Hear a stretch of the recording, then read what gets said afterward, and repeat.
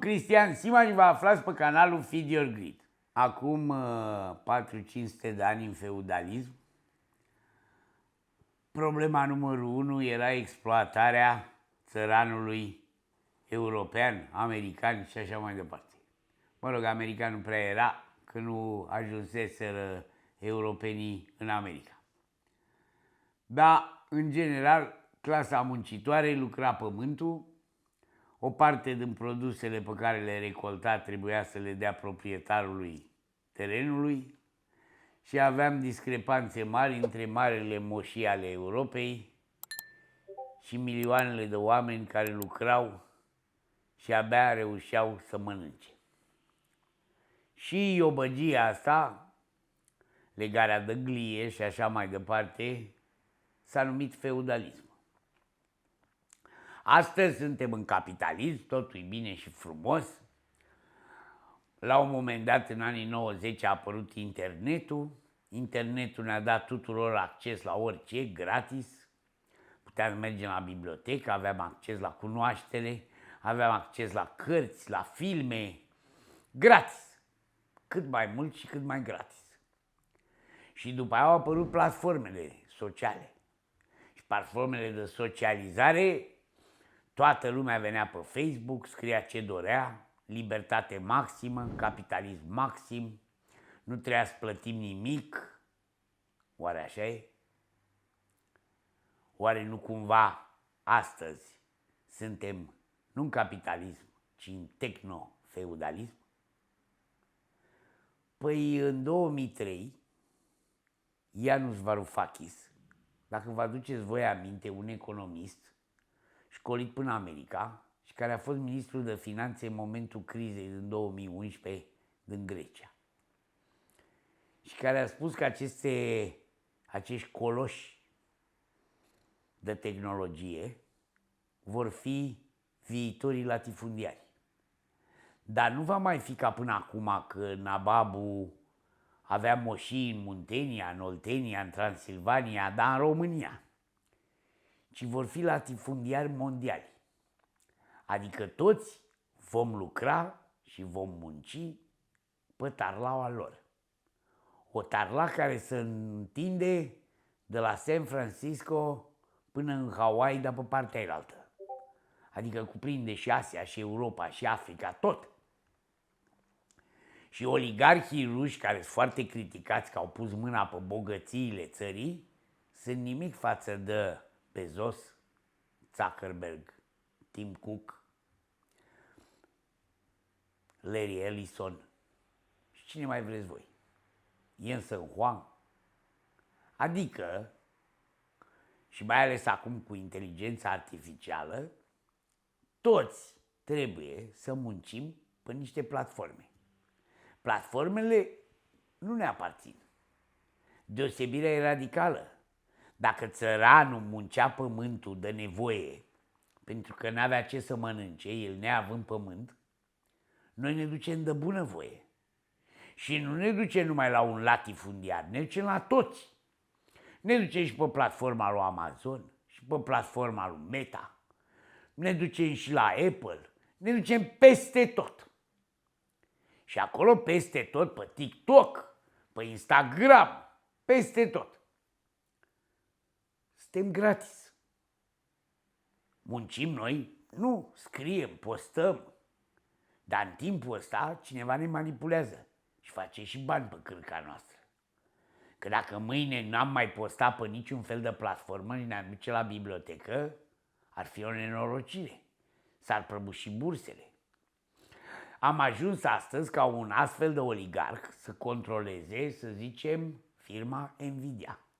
4,4 trilioane, capitalizare bursieră, valoare, mai mult decât Germania. Economia Germaniei nu produce într-un an de zile cât valorează Nvidia. Dacă mai punem lângă asta și pe Apple, 3 trilioane și ceva. Și pe Microsoft, alte 3 trilioane și ceva. După aia cloud-ul. Cloud-ul ce e? Păi cloud-ul e un fel de depozit de grâne de pe vremuri, unde noi depozităm tot ce scriem, tot ce facem. Ne depozităm bogăția personală, informațională și cineva ne controlează. A mai apărut un economist mult mai agresiv, care deja de până 2007 în The Guardian, Morozov, spunea, la un moment dat, acești oligarhi vor conduce lumea. Nu va mai conta în niciun caz democrația. Votăm? De ce să votăm?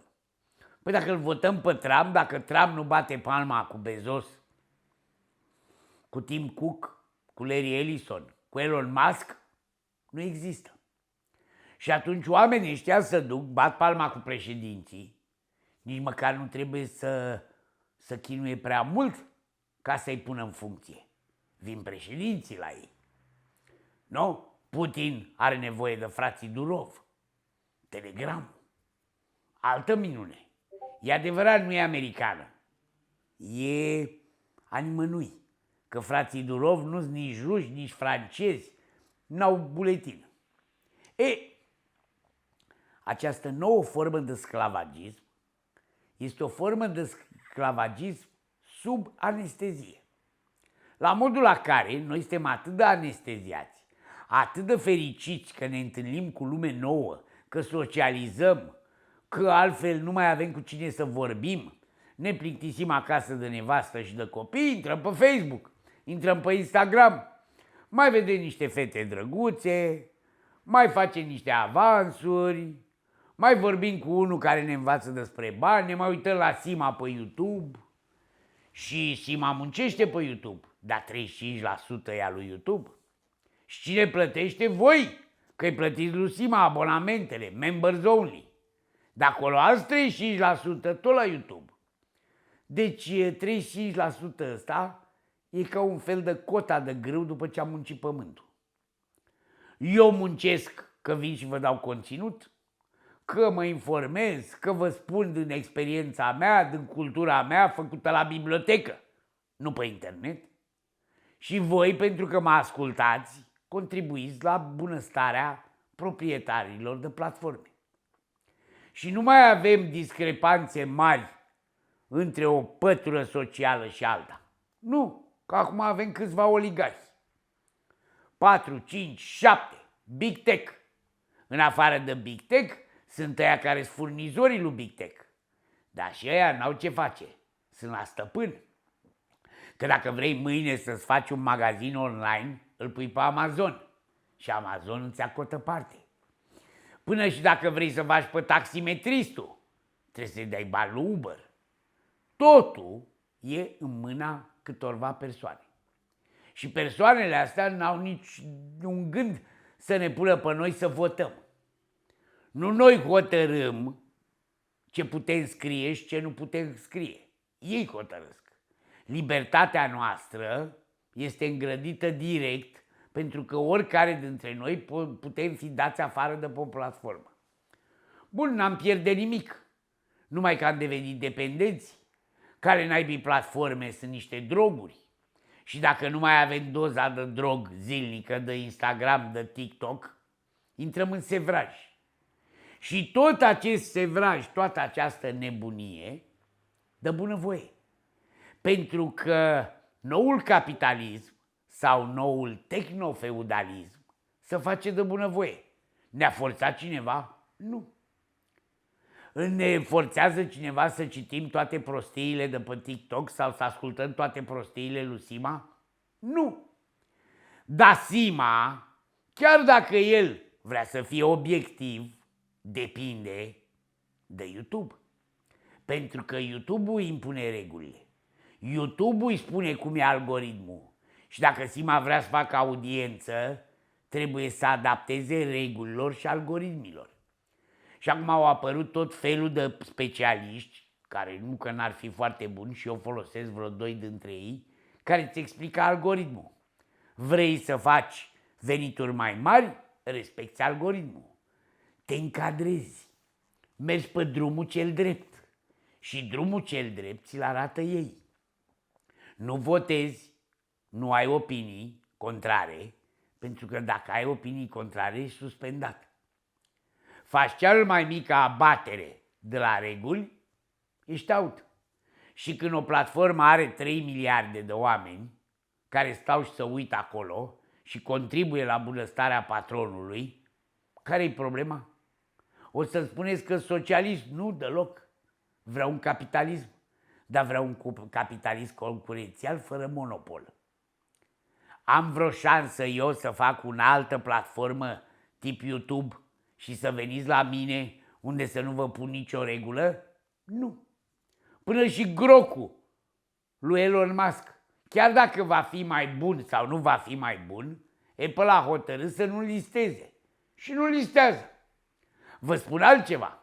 Dacă voi vreți de pe un telefon Apple să apăsați pe butonul Joint și să plătiți abonamentul ca să citiți cărțile mele și clipurile pe care le pun doar pentru membrii înaintea celorlalți, nu puteți. Nu, pentru că Apple nu folosește softul lui Google și YouTube-ul e al lui Google. Și războaiele astea se dau între cei mari. Sunt ca războaiele pe care le dădeau Vanderbilt cu Rockefeller. În 1900 a apărut un președinte care a distrus monopolurile. Mi-e greu să cred că va apărea vreun președinte sau vreo forță politică care să distrugă aceste monopoluri. Pentru că monopolurile astea le-am făcut noi. Pe vremea aia, Standard Oil îți spunea: vrei să ai lumină în casă, ia-ți o lampă. Vrei să pui cherosen în lampă, cumperi bidonul de 2 cenți de la Standard Oil. Că de-aia e Standard Oil.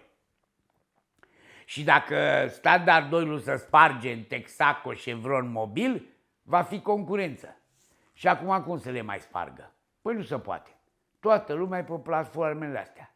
Ba chiar când a apărut chinezul, TikTok-ul, toată lumea s-a unit să-l dea afară. Nu știu dacă îl va da sau nu îl va da afară, dar oricând și America, și România, și Franța poate să închidă accesul la TikTok. Vedeți, tot acest tehnofeudalism, împletit cu capitalismul apocalipsei, teoria descrisă de Slobodian Quinn după Peter Thiel, unul din cei care au făcut PayPal-ul, în curând vom avea și plățile obligatorii. PayPal. Vrei să folosești? Apple Pay. Nu? Cărțile de credit, băncile se vor uni cu ei. Și atunci vei face exact ce ți se spune. Și uite așa, democrația încetul cu încetul o să dispară, opiniile contrare vor dispărea, iar noi vom scrie într-un grup mic, restrâns, de 140.000 de oameni care se uită la SIM acum, sau de 200.000 sau de 2 milioane sau de 10 milioane care se uită la Kardashian. Și dacă Kardashian va vrea să vă spună ceva bine, dacă nu, în bula noastră vom putea înjura, critica și așa mai departe. Dar bula aia, dacă se va extinde prea periculos, va fi interzisă. Deci nimeni nu va putea să detroneze tehnofeudalismul. Așa că eu vă urez să munciți în continuare, ca și mine de altfel, pe feuda lui Zuckerberg, a lui Bezos și altora care se vor uni și ne vor face viața frumoasă, viața virtuală. Pentru că viața reală înseamnă să gândești altfel decât ceilalți, să dezvolți. Iar când veți gândi și veți dezvolta, veți fi interziși. Și voi și eu. Toate bune în noul capitalism de tip tehnofeudalism. Și trăiască Big Tech-ul. Toate bune. Să fii vizibil în 2025 nu e esențial, e obligatoriu. Eu lucrez cu agenția de marketing și publicitate Magic 360 și rezultatele se văd în cifrele pe care le obțin pe TikTok, pe YouTube și pe toate rețelele mele de socializare. Agenția Magic 360 e specializată în podcasturi, e specializată în gestionarea conturilor de TikTok, Facebook, Instagram și YouTube. intră pe Magic 360, spune-le că vii din partea mea și vei beneficia de o consultare gratuită pentru ceea ce tu ai nevoie. Share, like, subscribe.